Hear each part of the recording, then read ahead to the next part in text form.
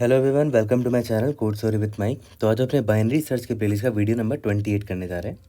देखो कौन सा प्लेलिस्ट है भूल जाओगे इसको, ज़रूरी नहीं कि मैं स्टार्टिंग से ही बाइनरी सर्च का बताऊं। जो सबसे बेसिक थॉट और जो सबसे बेसिक थॉट प्रोसेस किसी के मन में आएगा उसके हिसाब से कौन से डेटा स्ट्रक्चर से इंसान बनाएगा उस प्रॉब्लम को, पहले उससे डिस्कस करेंगे। धीरे धीरे फिर हम बाइनरी सर्च की तरफ जाएंगे।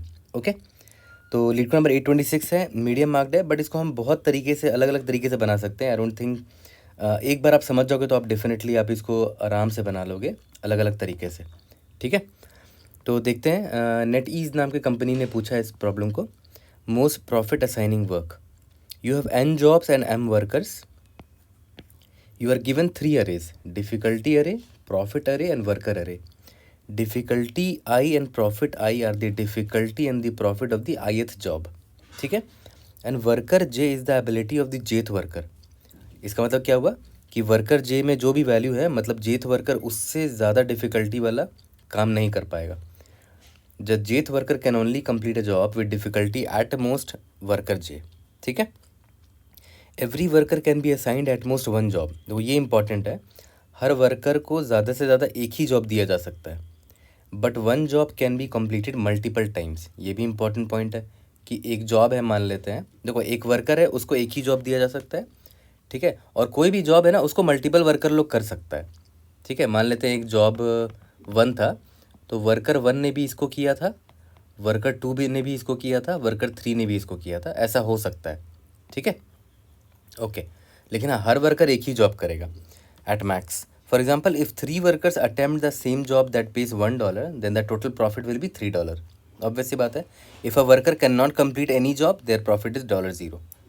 Okay, return the maximum profit we can achieve after assigning the workers to the jobs. Okay, difficulty है, प्रॉफिट है, वर्कर दे रखा है। अब एक चीज़ ध्यान दो, इसका आंसर 100 क्यों है। जैसे मान लेते हैं इस वर्कर के पास अगर आप आओगे तो ये कौन कौन से डिफ़िकल्टी वाले जॉब को कर सकता है। इसका डिफ़िकल्टी देखो इस वर्कर के डिफ़िकल्टी से कम है ना, तो इसको कर पाएगा, मतलब ज़्यादा से ज़्यादा 4 तक का डिफ़िकल्टी का काम ये कर पाएगा। तो ये 2 जो है लेस देन इक्वल टू 4 है, इसको नहीं कर पाएगा। इसको कर पाएगा क्योंकि 4 लेस देन इक्वल टू 4 है, इसको भी नहीं कर पाएगा, इसको भी नहीं कर पाएगा। लेकिन वो एक बार में एक ही, मतलब वो सिर्फ एक ही जॉब कर सकता है, क्वेश्चन में दे रखा है। तो इसको करेगा या इसको करेगा, देख लेंगे किसका प्रॉफिट ज़्यादा है। तो प्रॉफिट ज़्यादा इसका है ना, तो ये क्या करेगा, इस वाले जॉब को करेगा, क्योंकि उससे उसको 20 प्रॉफिट मिलने वाला है। सिमिलरली अब आप आए 7 के पास, तो देखा जाए तो 7 किसको किसको कर सकता है, 7 इसको कर सकता है, लेस देन इक्वल टू 7 है, लेस देन इक्वल टू 7 है, लेस देन इक्वल टू 7 है, बट मैक्सिमम प्रॉफिट इसका है ना, तो +30 वो करेगा, है ना, 30 का प्रॉफिट हो गया। अब मैं आता हूँ इस 5 के पास, तो ये किसको किसको कर सकता है, इसको कर सकता है, इसको नहीं कर सकता, इसको कर सकता है, इसको नहीं कर सकता। तो 4 और 2 वाले जॉब में किसकी मैक्सिमम प्रॉफिट है, 20 वाले की मैक्सिमम प्रॉफिट है, तो इसको किया इसने। यहाँ तक क्लियर है। और इसके बाद देखते हैं ये 6 के पास आते हैं, ये कौन कौन डिफ़िकल्टी वाला जॉब को कर पाएगा, इसको कर पाएगा, इसको कर पाएगा, इसको कर पाएगा। मैक्सिमम प्रॉफिट 30 वाले का है ना, +30। ठीक है, तो टोटल प्रॉफिट देखो तो 100 हो गया, यानी कि सारे वर्कर को मिला के हमने मैक्सिमम प्रॉफिट, टोटल प्रॉफिट कितना ले आए, 100 ले आए। यही मेरा मैक्सिमम प्रॉफिट होगा, क्योंकि सारे वर्कर्स ने देखो ना ग्रेडीली उस जॉब को चुना है जो मैक्सिमम प्रॉफिट दे उसको। हाँ, लेकिन उसी जॉब को चुन सकता है जिसकी डिफ़िकल्टी इसके डिफ़िकल्टी लेवल से लेस देन या इक्वल टू हो। यहाँ तक क्लियर है। ठीक है, तो सबसे बेसिक थॉट प्रोसेस जो किसी के मन में आएगा वो किस तरह इसको सोचेगा, पहले हम लोग उस अप्रोच से देखते हैं। ओके, उससे पहले मैं आपको बता दूं, ब्रूट फोर्स तो अभी मैंने आपको दिखा दिया है ना, तो ब्रूट फोर्स डिस्कस करने की ज़रूरत भी नहीं है। ब्रूट फोर्स तो अभी मैंने आपको दिखा दिया ना, कि मान लेते हैं ये 4 है, अभी आपका आई पॉइंटर यहाँ पर है, आप इस वर्कर का आंसर निकालना चाह रहे हो, तो आप देखोगे कि डिफ़िकल्टी में किसका कौन सा जॉब है जो ये कर पाएगा, इसको कर पाएगा, इसकी प्रॉफिट कितनी है, 10 है, इसको नहीं कर पाएगा, इसको कर पाएगा, इसकी प्रॉफिट 20 है जो कि 10 से बड़ा है, तो मैंने मैक्सिमम प्रॉफिट अपडेट कर दिया जो ये 4 को मिल सकता है। इसको नहीं कर पाएगा, इसको नहीं कर पाएगा, तो 20 मैक्सिमम प्रॉफिट मिल पाया इसके वजह से, तो 20 मैंने लिख दिया। सिमिलरली आई पर जाओगे, फिर से आप इटरेट करोगे कि आप किसको किसको कर सकते हो डिफ़िकल्टी वाले अरे में। इसको कर सकते हो, इसका प्रॉफिट कितना है, 10 है। इसको भी कर सकते हो, इसका प्रॉफिट कितना है, 30 है, तो मैक्सिमम 30 मिल गया। इसको भी कर सकते हो, इसका प्रॉफिट 20 है, अपडेट नहीं करूँगा मैक्सिमम प्रॉफिट को, इसको नहीं कर सकते, इसको नहीं कर सकते। तो फिर हमने इस वाले वर्कर के लिए दोबारा से इटरेट मारा और मैक्सिमम प्रॉफिट निकाला। ठीक है, तो इसमें मैक्सिमम प्रॉफिट 30 मिला। तो ये भी कर सकते हो, ब्रूट फोर्स तरीका है, लेकिन इसमें प्रॉब्लम क्या है कि हर एक वर्कर के लिए आप बार बार इन पर इटरेट मार रहे हो, है ना। तो इसका जैसे हर एक वर्कर का लेंथ कितना था, m था, और हर एक वर्कर के लिए आप डिफ़िकल्टी वाले अरे पर इटरेट मार रहे हो, तो m क्रॉस n जाएगा इसका टाइम कॉम्प्लेक्सिटी, है ना। तो ये हमारा ब्रूट फोर्स अप्रोच हो गया। अब हम देखते हैं कि और इसको कितना इम्प्रूव कर सकते हैं इस सोल्यूशन को हम लोग। ठीक है, तो सबसे बेसिक थॉट प्रोसेस जो किसी का मन में आएगा हम उस हिसाब से चलेंगे। ठीक है, तो ये एग्जाम्पल था हमारा। तो देखो मैंने इसको ऐसे सोचा कि अभी थोड़ी देर पहले ब्रूट फोर्स में हमने क्या देखा कि या मान लेते ये वर्कर है, तो हर बार ये वर्कर क्या बोलता था कि भाई मैं ऑब्वियस सी बात है मैं उसी जॉब को करूँगा जो मुझे मैक्सिमम प्रॉफिट दे। ठीक है, ग्रिडीली हर कोई यही तो चाह रहा है कि मैं मैक्सिमम प्रॉफिट वाले जॉब को लूँ। तो लास्ट टाइम क्या कर रहे थे, हम एक एक करके इटरेट मार रहे थे ना, लीनियरली इटरेट मार रहे थे ताकि मुझे मैक्सिमम प्रॉफिट वाला जॉब मिल सके जो ये वर्कर कर सकता हो। ठीक है, तो बाबा मैक्सिमम निकालने के लिए मुझे मेहनत करनी पड़ रही थी, लीनियर काम करना पड़ रहा था। तो लेकिन मैं चाहता हूँ कि जो मैक्सिमम प्रॉफिट वाला एलिमेंट है वो मुझको मतलब इफ़िशिएंट टाइम में मिल जाए। तो याद करो कौन सा डेटा स्ट्रक्चर है जो आपके मन में आना चाहिए, जो आपको मैक्सिमम एलिमेंट या मिनिमम एलिमेंट इफिशिएंट टाइम में दे दे। वो है आपका हीप, या तो मैक्स हीप या तो मिन हीप। यहाँ पर मुझे मैक्सिमम प्रॉफिट चाहिए तो मैं मैक्स हीप यूज़ करूँगा। ठीक है, तो ठीक है, मैंने क्या किया, एक हीप बना लिया, उस पर मैक्सिमम प्रॉफिट डाल दिया। बट ऑब्वियस सी बात है उस जॉब का प्रॉफिट तो 10 है, बट उसकी डिफ़िकल्टी क्या है वो भी हमें स्टोर करना पड़ेगा। तो हम अपने हीप में, मैक्स हीप में प्रॉफिट के साथ साथ उसका डिफ़िकल्टी भी स्टोर करेंगे। तो जैसे मान लेते हैं ये 10 है, इसका डिफ़िकल्टी 2 है, तो ये यहाँ पर ऐसे स्टोर कर दिया हमने एज अ पेयर। और सिंस ये मैक्स हीप है तो सबसे टॉप में सबसे मैक्सिमम एलिमेंट होगा। तो इसके बाद प्रॉफिट है 30,6। तो ऑब्वियस सी बात है ये ऊपर आ जाएगा 30,6। यहाँ तक क्लियर है। इसके बाद 20 है। ठीक है, तो ये नीचे आ जाएगा, है ना। इसको रीअरेंज करके मैं लिख देता हूँ। देखो मैंने पूरा अरेंज करके लिख दिया है। मैक्सिमम प्रॉफिट वाला ये 50 था, उसके करस्पॉन्डिंग डिफ़िकल्टी 10 थी, तो ऑब्वियसली ये टॉप पर रहेगा, मैक्स ही पे है। फिर 48, 36, फिर 20 और 4 वाला, फिर 10 एंड 2 वाला। इसी तरह हमने मैक्स हीप में सारे एलिमेंट को इंसर्ट कर दिया। ओके, और डिफ़िकल्टी एंड प्रॉफिट का लेंथ याद रखना, इनका दोनों का लेंथ सेम है। ठीक है, ओके। तो अब देखते हैं कि हमारा काम आसान होता है कि नहीं। मान लेते कि चलते अब मैं इस वर्कर के पास आया, ये वर्कर बोल रहा है कि मुझे मैक्सिमम प्रॉफिट वाला टास्क दो। ठीक है, तो ऑब्वियसली बात है मैं मैक्स हीप में मुझे पता है कि टॉप में जो एलिमेंट होगा ये मैक्सिमम प्रॉफिट ये होगा। बट हमें डिफ़िकल्टी भी देखना पड़ेगा कि ये बंदा इस डिफ़िकल्टी को कर पाएगा कि नहीं। इसका डिफ़िकल्टी 4 है, बट यहाँ पर तो 10 है, तो मतलब ये इस टास्क को नहीं कर पाएगा, तो मुझे इसको पॉप कर देना चाहिए आइडियली। ठीक है, बट प्रॉब्लम क्या है ना कि अगर मैं इसको पॉप कर दूंगा तो हो सकता है वर्कर में कोई ऐसा बंदा होता आगे में, जैसे मान लेते हैं इसका डिफ़िकल्टी लेवल 4 है। ठीक है, हो सकता है आगे कोई ऐसा बंदा होता जिसका डिफ़िकल्टी लेवल 10 होता, या फिर 10 से ज़्यादा जब 15 होता, तो वो बंदा इसको कर पाता। ठीक है, इसीलिए देखो यहाँ पॉप करेंगे तो लॉस्ट हो जाएगा हमारा इन्फॉर्मेशन, हमें नुकसान हो जाएगा। तो आइडियली हमें क्या करना चाहिए कि हम ना इस वर्कर को भी सॉर्ट कर देंगे। ठीक है, और इस वर्कर को हम सॉर्ट कैसे करेंगे, डिसेंडिंग ऑर्डर में। अब इसको डिसेंडिंग ऑर्डर में सॉर्ट करने का फ़ायदा देखो क्या होगा, 6, 5, सॉरी सबसे बड़ा वैल्यू 7 है, 6 है, फिर 5 है, फिर 4 है। तो इसको डिसेंडिंग ऑर्डर में हमने सॉर्ट कर दिया, तो अब हमें वो टेंशन नहीं है। अगर मान लेते कोई किसी वर्कर का डिफ़िकल्टी लेवल 15 होता, ठीक है, तो वो इस टास्क को कर लेता आराम से 50 वाले को, तो उसकी प्रॉफिट 50 हो जाती।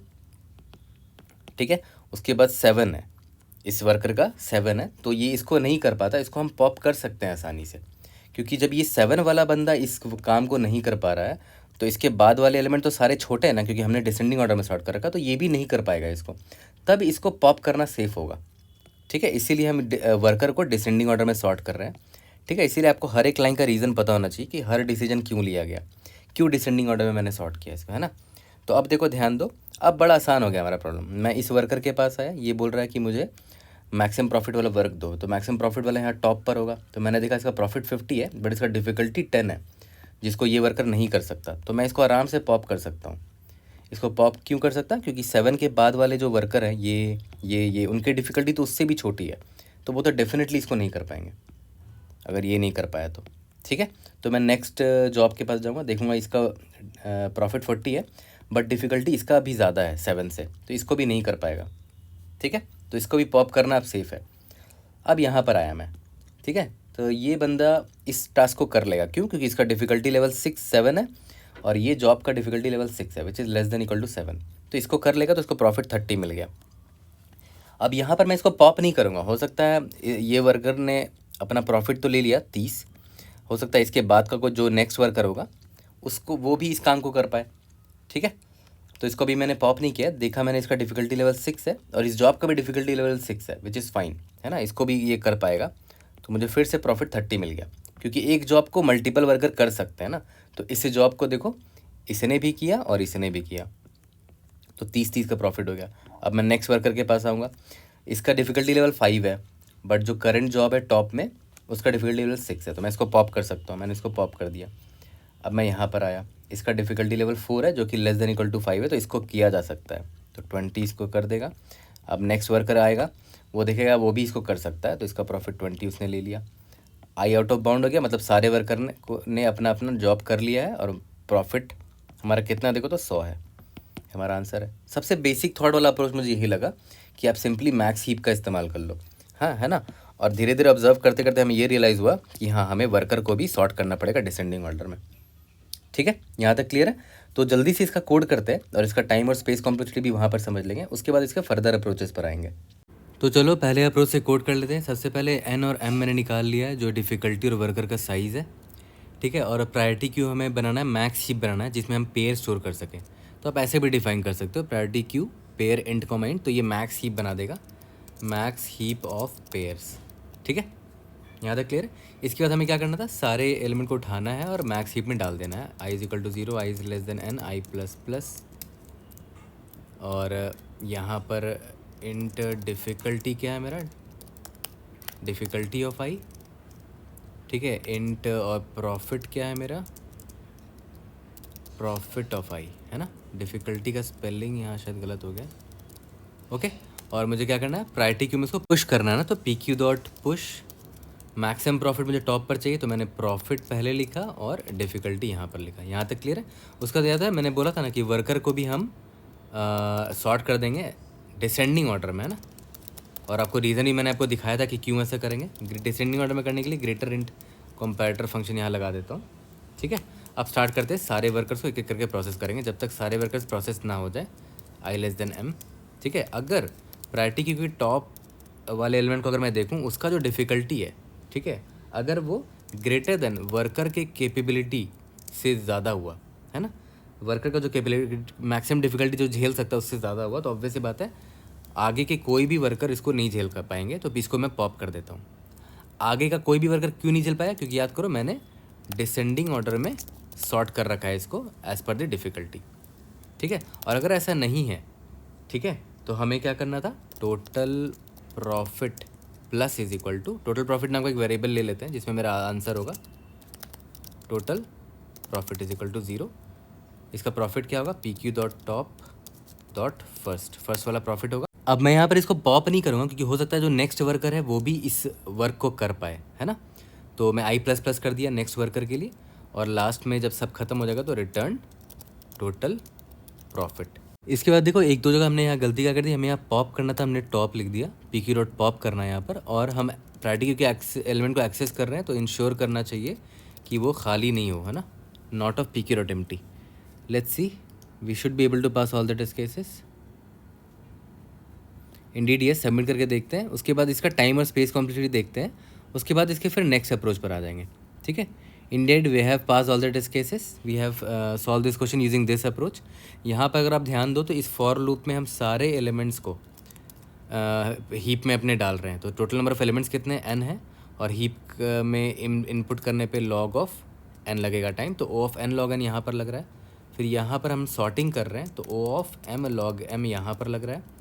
फिर यहाँ पर देखो वर्कर वाले अरे पे हम इटरेट कर रहे हैं, o ऑफ m लगेगा उसके लिए, लेकिन और यहाँ पर देखो हम पॉप ऑपरेशन लगा रहे हैं तो log ऑफ n टाइम यहाँ पर लगेगा, log ऑफ n ये प्रायोरिटी क्यू के ऑपरेशन की वजह से। ठीक है, तो m log n यहाँ पर हो गया। तो ओवरऑल टाइम कॉम्प्लेक्सिटी आपको समझ में आ गया होगा। अब हम लोग चलते हैं अपने दूसरे अप्रोच पर।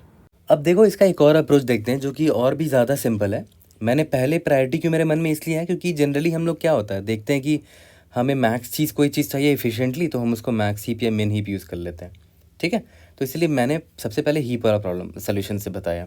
अब इस अप्रोच को देखो, देखो याद करो हमारी रिक्वायरमेंट क्या थी। जैसे मान लेते हैं ये 4 वाला जो बंदा है ना, तो हम डिफ़िकल्टी वाले अरे में देखते थे ना कि अच्छा ये बंदा इसको कर पाएगा, इसको नहीं कर पाएगा, मतलब 2 वाले को कर पाएगा, इसको नहीं कर पाएगा, इसको भी कर पाएगा, इसको नहीं कर पाएगा, इसको नहीं कर पाएगा।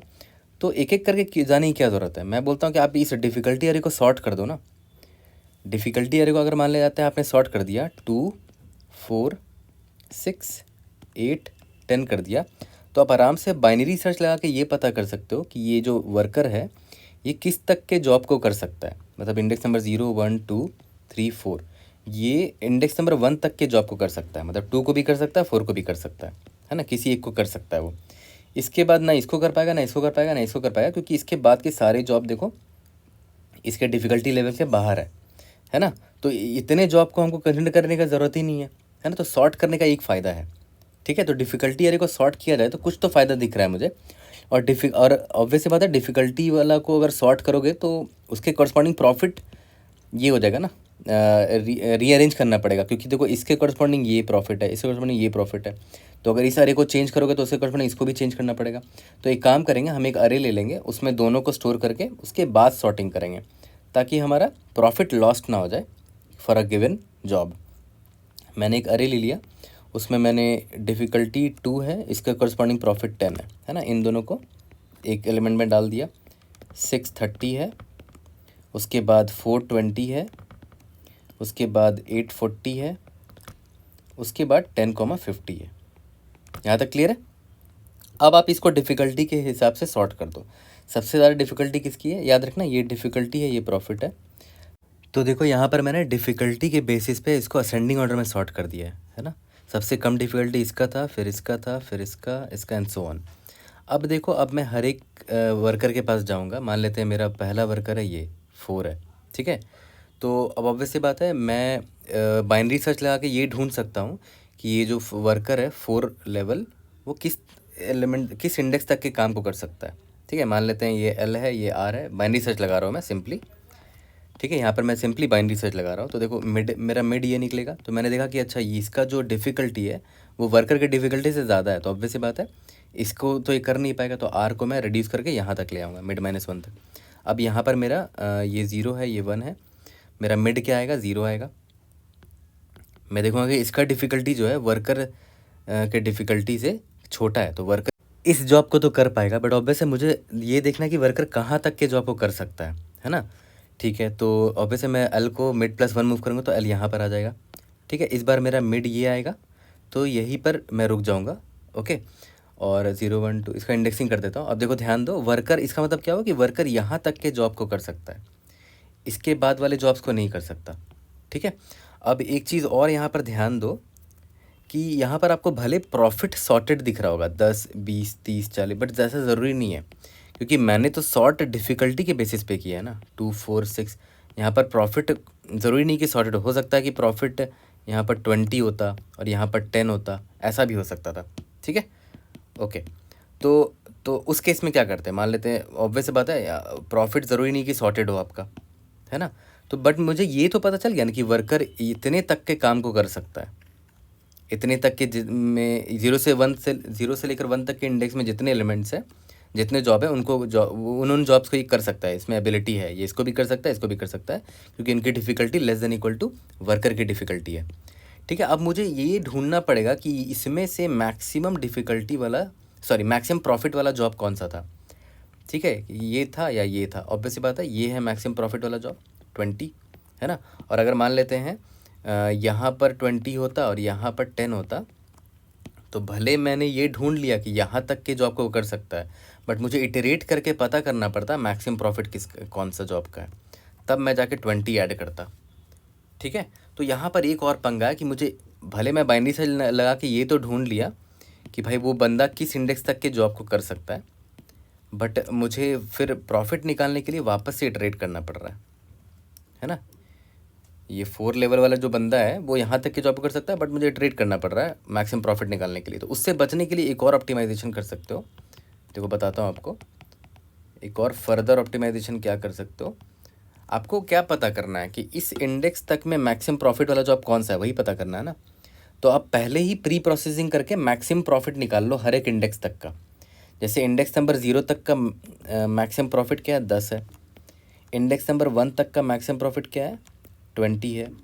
इंडेक्स नंबर 2 तक का मैक्सिमम प्रॉफिट क्या है, 30 है, एंड सो वन 40 है। यहाँ पर तो खैर सॉर्टेड था इसीलिए हमें कोई दिक्कत नहीं हुई, बट मान के चलते हैं अगर यहाँ पर मेरा ये 20 होता और ये 10 होता, तो यहाँ पर देखो ध्यान दो, इंडेक्स नंबर 0 तक का मैक्सिमम प्रॉफिट क्या है, 20, तो यहाँ पर मैं 20 लिखता। इंडेक्स नंबर 1 तक का मैक्सिमम प्रॉफिट क्या है, इस बार मैं 20 लिखता, क्योंकि देखो यहाँ से यहाँ तक का मैक्सिमम प्रॉफिट 20 ही है। तो देखो मैंने प्री प्रोसेसिंग करके प्रॉफिट पहले ही लिख दिया। और अब मुझसे कोई भी पूछेगा ना कि भाई इंडेक्स नंबर 0 1 2 3 4, इंडेक्स नंबर 3 तक का मैक्सिमम प्रॉफिट क्या है बताना, तो मैं एक बार में बता सकता हूँ कि ये 40 होगा मैक्सिमम प्रॉफिट। ठीक है, आपको इटरेट करके करके ढूंढने की ज़रूरत नहीं पड़ेगी। ठीक है, इंडेक्स नंबर मान लेते हैं कोई पूछता है इंडेक्स नंबर 1 तक के मैक्सिमम प्रॉफिट क्या है, तो आपको इटरेट करने की ज़रूरत नहीं है 0 से लेकर 1 तक कि हाँ भाई ये 20 है, ये 10 है, मैक्सिमम प्रॉफिट मुझे 20 मिला। अब आप इधर ही डायरेक्ट देख सकते हो इंडेक्स नंबर 1 तक का मैक्सिमम प्रॉफिट यहाँ प्रेजेंट होगा, क्योंकि मैंने प्री प्रोसेसिंग करके मैक्सिमम प्रॉफिट स्टोर कर दिया हर एक इंडेक्स तक का। ठीक है, यहाँ तक क्लियर है। तो ये मैंने प्री प्रोसेसिंग कर दी। अब मैं फिर से वर्कर के पास जाता हूँ, 4756 ये मेरे वर्कर्स है। ठीक है, तो पहले मैं इस वर्कर के पास आया, मैंने बाइनरी सर्च लगा के ये ढूंढ लिया कि ये जो वर्कर है इसका मैक्सिमम लेवल मतलब ये किस इंडेक्स तक के जॉब को कर पाएगा। ये तो 2 है, छोड़ दो, ये 4 है, ये 6 है, यहाँ तक को नहीं कर पाएगा, मतलब ये यहाँ तक के जॉब को कर सकता है। और यहाँ तक के जॉब का मैक्सिमम प्रॉफिट क्या है, 20 दिख रहा है मुझे, है ना। तो मैंने मैक्सिमम प्रॉफिट 20 ऐड कर दिया। इस वर्कर का जॉब हो गया। अब मैं नेक्स्ट वर्कर के पास आया, अब देखो फिर से वही दिमाग लाएंगे, ये 7 है ना, तो मैं बाइनरी सर्च लगा के ये ढूंढूंगा कि ये बंदा कहाँ तक के जॉब को कर सकता है। ठीक है, तो देखा जाए तो बाइनरी सर्च लगाओगे तो ये यहाँ तक के जॉब को कर सकता है, क्योंकि देखो ये तो 8 है ना, इसका डिफ़िकल्टी से ज़्यादा है, ये भी 10 है, इसका डिफ़िकल्टी ज़्यादा है, मतलब ये इतने तक के जॉब को कर सकता है, या तो ये इसको कर सकता है, या तो इसको कर सकता है, या तो इसको कर सकता है। और अब मुझे मैक्सिमम प्रॉफिट वाला जॉब चाहिए, तो मैंने ऑलरेडी स्टोर कर रखा है कि इस इंडेक्स तक में मैक्सिमम प्रॉफिट की वैल्यू क्या है, 30 है, तो 30 ऐड कर दिया मैंने। ठीक है, इंडेक्स आई है। अब ये 5 वाले को देखते हैं, ये कहाँ तक की जॉब को कर सकता है, ये इधर तक की ही जॉब को कर सकता है, क्योंकि इसका डिफ़िकल्टी लेवल 5 है। यहाँ तक का मैक्सिमम वैल्यू क्या है, यहाँ पर स्टोर्ड है ऑलरेडी, तो 20।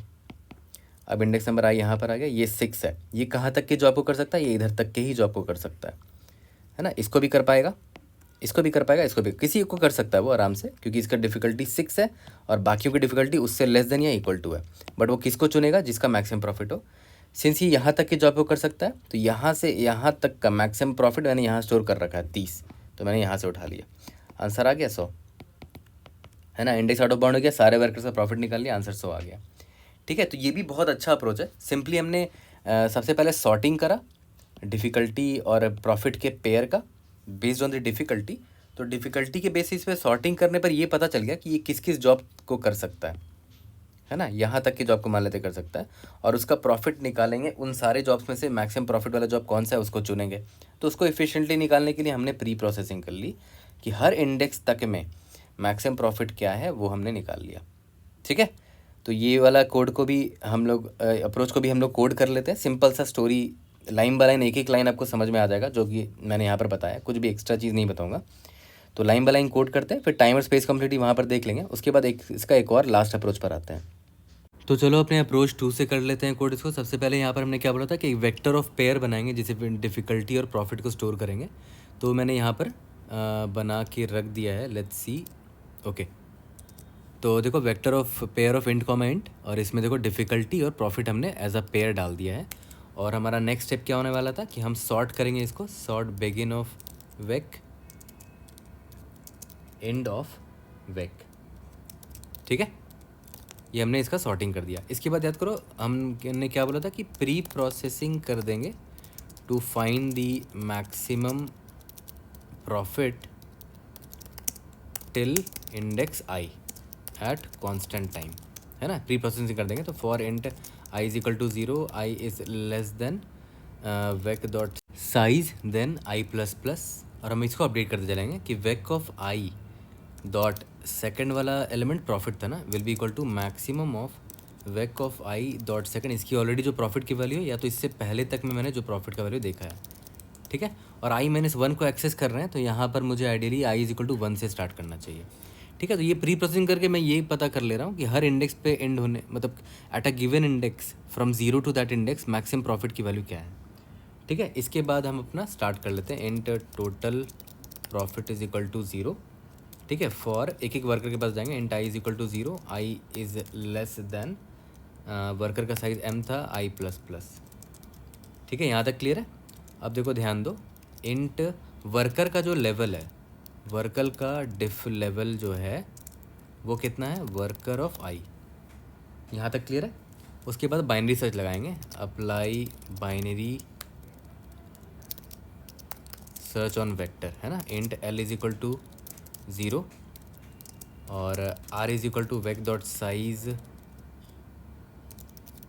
-1, ठीक है। और जो भी मैक्सिमम प्रॉफिट मुझे मिला है, मैक्स प्रॉफिट, है ना, इज इक्वल टू 0। अब स्टार्ट करते हैं अपना वही नॉर्मल सा binary search, while L is less than equal to R, ठीक है। Int mid is equal to L plus R minus L by 2, ठीक है। अब हम यहाँ पर ये चेक कर लेंगे कि जो वेक ऑफ मिड है उसका जो डिफ़िकल्टी लेवल है, यानी कि फर्स्ट, है ना, अगर वो लेस देन इक्वल टू इसके एबिलिटी के है वर्कर डिफ़िकल्टी लेवल, तो ऑब्वियस ये बात है इस जॉब को भी वो कर सकता है। तो maximum profit will be equal to max of max profit और vec of mid dot second वाला एलिमेंट प्रॉफिट था, ठीक है। बट हो सकता है कि हमें और भी बड़ा प्रॉफिट मिल जाए, तो L is equal to mid plus 1 कर देंगे, और अगर ऐसा नहीं हुआ तो R is equal to mid minus 1। यहाँ तक क्लियर है। और जो टोटल प्रॉफिट होगा प्लस इज इक्वल टू जो भी मुझे इस बाइनरी सर्च से मैक्सिमम प्रॉफिट मिला है वो मैं उसमें ऐड करता जाऊँगा, ठीक है। और लास्ट में हमें क्या करना है, रिटर्न टोटल प्रॉफिट, ठीक है। Let's see if able to pass all the test cases. Run करके देखते हैं, उसके बाद इसका टाइम और स्पेस कॉम्प्लेक्सिटी देख लेंगे, उसके बाद उसके लास्ट अप्रोच पर आएंगे। इंडीड यस, सबमिट करके देखते हैं। We should be able to pass all the test cases. Great, we have pass all the test cases. अब इसका टाइम और स्पेस कॉम्प्लेक्सिटी देखते हैं। यहाँ पर टाइम कितना लग रहा है, हाँ हमने एक एक्स्ट्रा स्पेस तो ले लिया यहाँ पर ना, ओ ऑफ एन स्पेस ले लिया यहाँ पर, और यहाँ पर टाइम कितना लग गया, ओ ऑफ एन लग गया इसको पॉपुलेट करने में, और इसको सॉर्ट करने में ओ ऑफ एन लॉग एन लग गया, ठीक है। यहाँ पर भी हमने इटरेट मारा है तो ओ ऑफ एन यहाँ पर लग गया, और यहाँ पर अगर आप ध्यान दो ओ ऑफ बाहर का जो फॉर लूप है वो m टाइम्स चलेगा, और अंदर जो बाइनरी सर्च लगा रहे हैं वो लॉग ऑफ n लेगा, क्योंकि वो बाइनरी सर्च है, तो m इंटू और लॉग n यहाँ पर लग रहा है, ठीक है। आई होप ये क्लियर हो गया होगा। अब हम लोग अपने लास्ट अप्रोच पर आते हैं।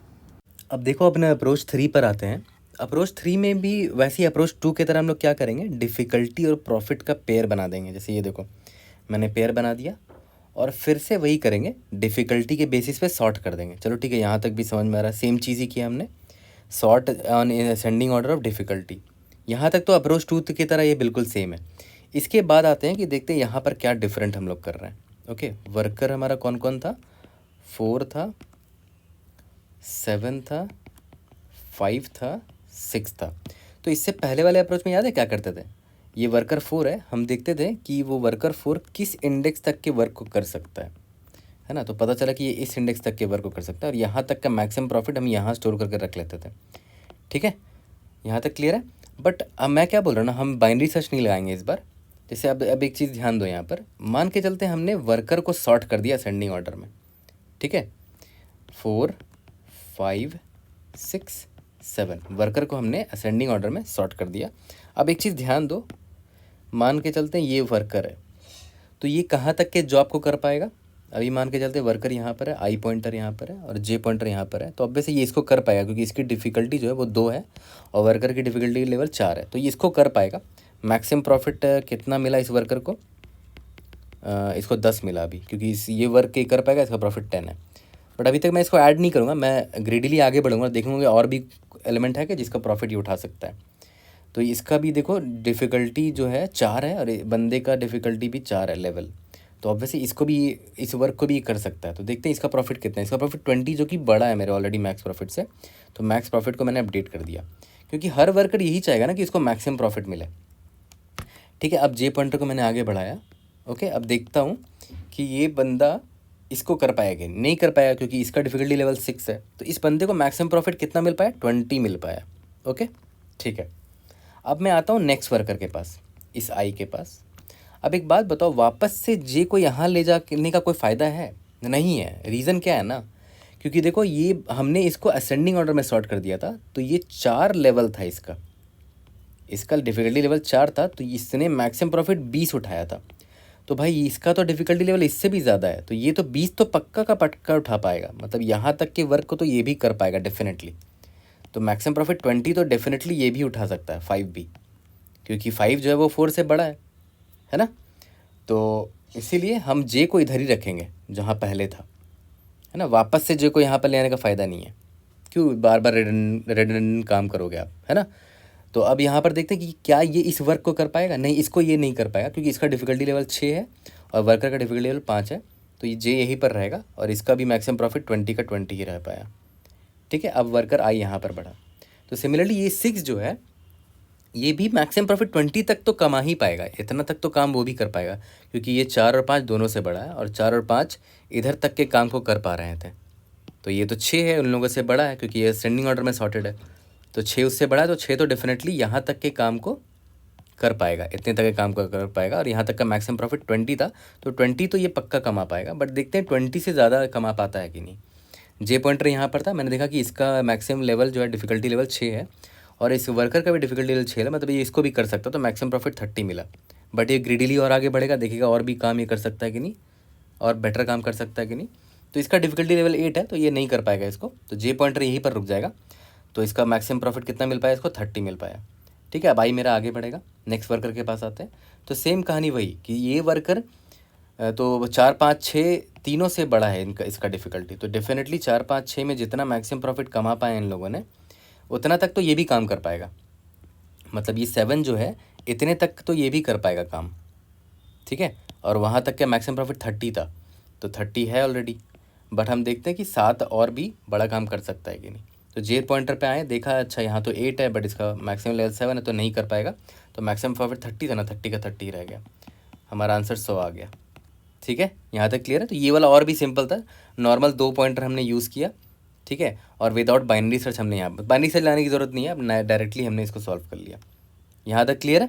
ओके, तो इस अप्रोच को भी करेंगे, लाइन बाय लाइन जैसे समझाया बिल्कुल वैसे ही कोड होगा, बहुत सिंपल है, स्ट्रेट फॉरवर्ड सा होगा, और वहीं पर टाइम और स्पेस कॉम्प्लेक्सिटी देख लेंगे। ओके, तो अब देखो, अब हम लोग अपने थर्ड अप्रोच पर भी आ जाते हैं। ये इसमें भी वही चीज़ हम लोग कर रहे थे कि पेयर बना लिया, वेक्टर ऑफ पेयर बना लिया, उसको उसमें पुश कर दिया, डिफ़िकल्टी आई और प्रॉफिट आई को। ठीक है, और उसको सॉर्ट भी कर दिया। इसके बाद एक और हम चीज़ क्या कर रहे थे कि हम वर्कर को भी सॉर्ट कर दे रहे थे, है ना। और उसका रीज़न भी आपको समझ में आ गया होगा, मैंने आपको एग्जांपल से शो किया था, एंड ऑफ वर्कर। ठीक है, वर्कर को हमने सॉर्ट कर दिया। अब स्टार्ट करते हैं, total profit is equal to 0, int I is equal to 0 जो वर्कर पे इटरेट करने के लिए, int j is equal to 0 जो कि मेरा जो वेक्टर है उस पर इटरेट करने के लिए। ठीक है, यहाँ तक क्लियर है। और याद करो, मैक्स प्रॉफिट हम निकालते चल रहे थे, है ना। मैक्स प्रॉफिट अभी के लिए 0 ले लेते हैं। ओके, अब देखो फॉर सॉरी, या तो यहाँ आई हटा देते हैं, वर्कर को हमने सॉर्ट कर दिया है, और फॉर लूप चलाते हैं आई पॉइंटर के लिए। For int I is equal to 0, I is less than worker dot size, worker dot size m है, आई प्लस प्लस। ठीक है, ओके। और ये int j is equal to 0 क्या है, किसको पॉइंट कर रहा है, पॉइंटिंग टू वेक, है ना। ओके, अब देखो यहाँ पर ध्यान दो, मैंने आपको क्या बोला था कि मैं ये चेक करूँगा कि ये कहाँ तक का काम कर सकता है, ये वाला करंट वर्कर। ठीक है, तो जब तक वर्कर का जो डिफ़िकल्टी है करंट, है ना, अगर वो greater than equal to vec of j का डिफ़िकल्टी, यानी कि जो फर्स्ट एलिमेंट है उससे अगर बड़ा हुआ, इसका मतलब क्या हुआ कि वर्कर इस जॉब को कर सकता है। तो ये वाला प्रॉफिट देख लेंगे कितना बड़ा है, मैक्स ऑफ मैक्स प्रॉफिट और vec of I dot second जो है याद करो, फर्स्ट एलिमेंट डिफिकल्ट होता था और सेकंड एलिमेंट प्रॉफिट होता था, ठीक है। और यहाँ पर वेक जे होगा, सॉरी वेक ऑफ जे, क्योंकि वेक्टर को पॉइंट करने वाला ये जे पॉइंटर है, ठीक है। यहाँ तक क्लियर है। और जे प्लस प्लस करते रहेंगे ताकि आगे देखते कहाँ तक का ये वर्क को और कर सकता है, कौन कौन से वर्क को कर सकता है। और सारे वर्क में मैक्स प्रॉफिट मैं यहाँ निकालते जा रहा हूँ, ठीक है। जैसे ही बाहर निकलूँगा मुझे मैक्स प्रॉफिट मिल चुका होगा, तो टोटल प्रॉफिट में plus is equal to max profit यहाँ पर मैं कर दूंगा। और लास्ट में मुझे रिटर्न क्या करना है, टोटल प्रॉफिट। यहाँ तक क्लियर है। रन करके देखते हैं। We should be able to pass example test cases, उसके बाद टाइम और स्पेस कंसिस्टेंसी समझेंगे इसका। टोटल प्रॉफिट यहाँ पर, अच्छा यहाँ पर 0 होना चाहिए, ठीक है। Let's see, indeed yes, submit करके देखते हैं। We should be able to pass all the test cases. अच्छा हाँ, यहाँ पर देखो, यहाँ पर जे प्लस प्लस हो रहा है और यहाँ पर आप एक्सेस कर रहे हो, तो आइडियली आपको यहाँ पर j less than difficulty dot size करना चाहिए था, है ना। तो ये सब चीज़ें भूलना नहीं है। लेट्स सी, अब हम पास कर जाना चाहिए सारा टेस्ट केसेस। इंडीड यस, ठीक है। इसका टाइम कॉम्प्लेक्सिटी समझते हैं। यहाँ पर ओ ऑफ एन लग रहा है, ठीक है। और यहाँ पर ओ ऑफ एन लॉग एन लग रहा है, यहाँ पर ओ ऑफ एम लॉग एम लग रहा है, ठीक है। और यहाँ पर देखो, अगर आप ध्यान दो तो यहाँ पर ओ ऑफ एम लग रहा है बाहर, ठीक है। और अगर आप इस चीज़ पर ध्यान दोगे ना, ये वाला पर, तो यहाँ पर देखो, आप सारे वर्कर को एक बार तो विजिट करोगे ही करोगे, तो ओ ऑफ एम लगेगा यहाँ पर, है ना। ये फॉर लूप जो बाहर वाला फॉर लूप है, सारे वर्कर को एक बार विजिट कर रहे हो। और देखो यहाँ पर ध्यान दो, ये जो वाइल लूप है ना, आप सारे जो वेक्टर में जितने एलिमेंट्स हैं उसको भी आप सिर्फ एक ही बार विजिट करोगे, किसी भी एलिमेंट को आप एक बार से ज़्यादा विजिट नहीं करोगे। तो सारे वर्कर को एक बार विजिट कर रहे हो तो ओ ऑफ एम वहाँ लगेगा, प्लस सारे वेक्टर में जो एलिमेंट है, वेक में जो एलिमेंट है, उसको अभी आप सिर्फ एक बार विजिट करोगे जिसका साइज एन था, तो O of M plus N लगेगा। ध्यान देना, एम इंटू एन नहीं लगेगा, क्योंकि आप हर बार एन को विजिट नहीं कर रहे हो। फॉर एवरी एम आप इस वेक को पूरा इटरेट नहीं कर रहे हो, है ना। हर वर्कर को एक ही बार विजिट कर रहे हो और हर वेक एलिमेंट को एक ही बार विजिट कर रहे हो, इसीलिए ओ ऑफ एम प्लस एन लगेगा, ठीक है। ऐसे फॉर लूप और वाइल लूप के अंदर अगर फॉर लूप होता है तो तुरंत मल्टीप्लाई मत कर दिया करो, बस ये चेक किया करो कि हर एलिमेंट कितनी बार विजिट हो रहा है ज़्यादा से ज़्यादा। तो वर्कर, सारे वर्कर सिर्फ एक बार विजिट होंगे इस फॉर लूप की वजह से। और इस वाइल लूप में अगर आप ध्यान दो, जे बढ़ गया तो बढ़ गया आगे, दोबारा जे को रीसेट नहीं कर रहे हैं 0 से, ठीक है। तो सारा वेक का एलिमेंट भी एक ही बार विजिट होगा, तो O of M plus N होगा, ठीक है। I hope I was able to help. See you in the next video. Thank you.